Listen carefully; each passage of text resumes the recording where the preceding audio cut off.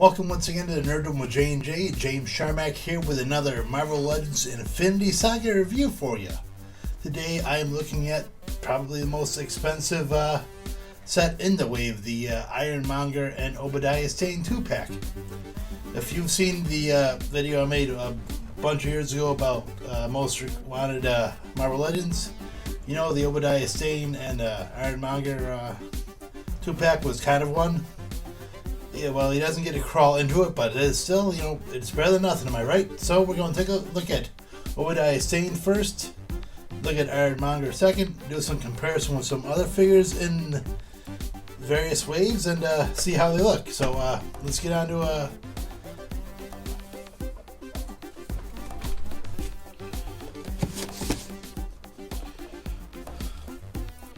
take a look at the Obadiah Stane Iron Monger box. It's probably the biggest box in the line. The box compared to your average figure size. Compared to the Thanos, a little bit bigger than the Thanos Iron Man one, and it's probably going to absolutely dwarf the Captain Marvel and Rescue Armor box. So yeah, it's a big old box. Obviously, everything right there, you know, big figures, big space, big window. You've seen the sided art before, so, you know, there's no point in trying to squeeze that in. Got some text there going on for Obadiah Stane and the Iron Monger armor. The old Iron Man picture right there. Top right there, Iron Man, Iron Monger, do that. Art that you've seen on the other side, of course. This box has probably been through a bit, but it is what it is. So there you go. Usual stuff on the bottom.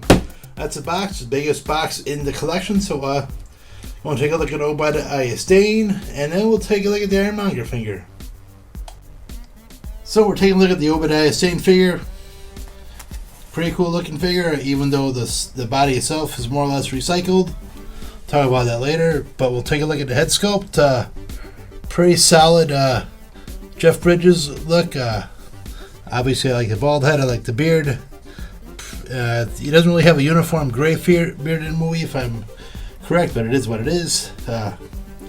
Still pretty cool looking. I like the facial features. Like he has that stern look on his face. Obviously, comes with two accessories: the arc reactor he pulls out and throws it right in a briefcase, and it can't fit in a briefcase. So you just have to close the briefcase alone, and I guess he carries it without the briefcase, so it is what it is, I guess. Okay, let's take a look at articulation. So his head goes back that far, goes forward that far, all the way around, into a little bit of a tilt, not too much. His arm goes up that far, not too far, goes all the way around. Rotation of the bicep, double joint at the elbow, wrist rotation and back and forth. The suit drag is going in a way so he can't really bend that far, and bend forward that far. Rotation at the waist. Legs go apart that far. They go forward and back that far. Thigh rotation, double joint at the knee. Ankle rotation and back and forth. So there you go. Obviously, we'll talk about the suit itself, or where the suit came from originally, more or less. But right now we're just talking about the Iron Monger. Let's take a look at the Iron Monger. So he's an improvement over the previously released Iron Monger from the original Iron Man set, because he's a lot taller. Obviously, he's probably about almost 9 inches tall, so that's clearly an improvement. If he's not to scale, he's pretty darn close to scale, but still, look at him, the paint job. Has these fantastic details to him. Obviously, the arc reactor looks pretty cool. The eyes are menacing. A lot of sculpting detail on it, obviously. This part is always coming out, so guys want to watch out for that. A couple other things, like some of the hydraulics have come out, whatever. But anyways, nice paint details, I said. Got a difference between gunmetal silver and grays. Nice, yeah, pretty cool figure. I dig it a lot. Like the color on it itself for the gun. Nice detail on the back. You obviously sometimes they skimp out on doing the back detail, but anyways, that's got some cool motion to it and whatnot. So yeah, pretty solid looking figure. Let's take a look at his accessories. Let's take a look at everything he comes with now. So he has 2 pairs of hands, pair of fists, and 2 grabbing hands. Comes with a couple of add-on accessories for the right arm, so you can put on a rocket launcher on the arm so you can fire at Tony Stark. That's pretty cool. And you can actually simulate gunfire with a couple of add-ons here, as well as this is pretty nice. Looks like it's actually just machine the bullet belt just coming right off and disappearing in the mid, or coming apart as it's firing, so that's pretty cool. So yeah, he's got some couple of pretty cool accessories going with him. I do wish that this part would come out and you could actually, put Obadiah Stane into it, but still, it is what it is. I got a new Iron Monger, so why complain, right? So let's take a look at his articulation, shall we? So I'll try to keep my hand out of the way. This is a big figure, so his head can go back so far, can go forward only so far, can only turn around so far just because of the limitations, because of the armor. So your arm can go up only so far, but you have to watch out, of course, for the shoulder plates.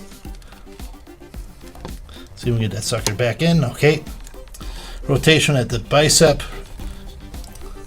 1 joint at the elbow. Wrist rotating back and forth.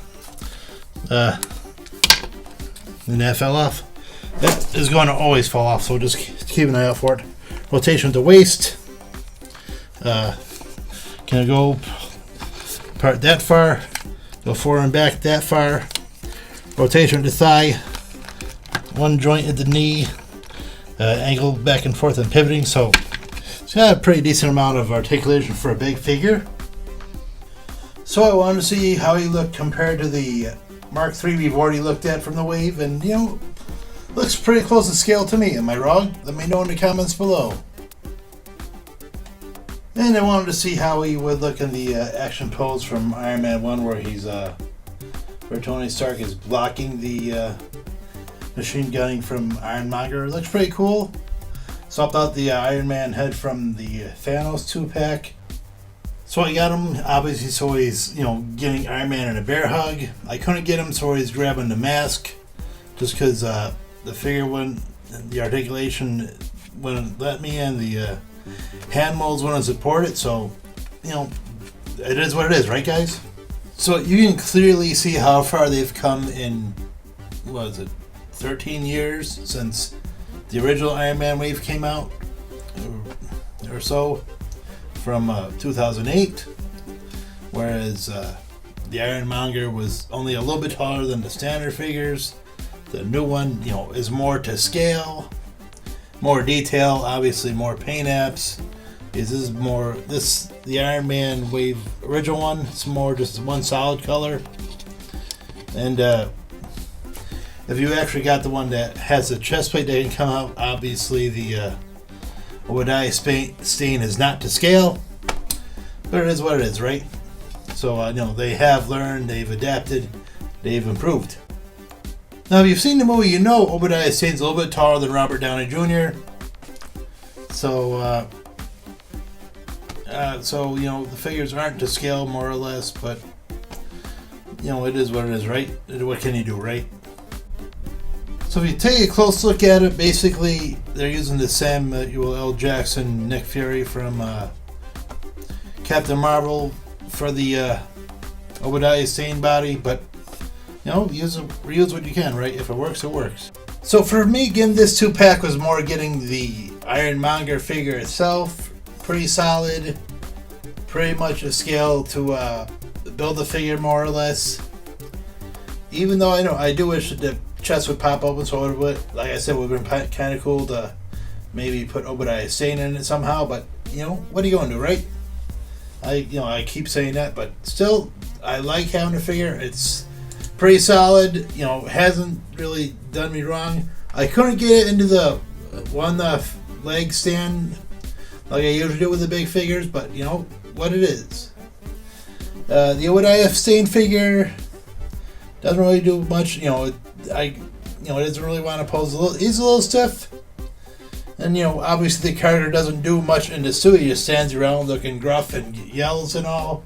So really, you know, putting him in an action pose more or less kind of defeats the character's purpose. So yeah, this 2-pack will run you around $70, maybe over or under a little bit by a couple bucks, but you know, I'm glad I have it. As I said, the Iron Monger probably in the top 10 for the year. You know, pretty close. You know, he might be a few slots into it.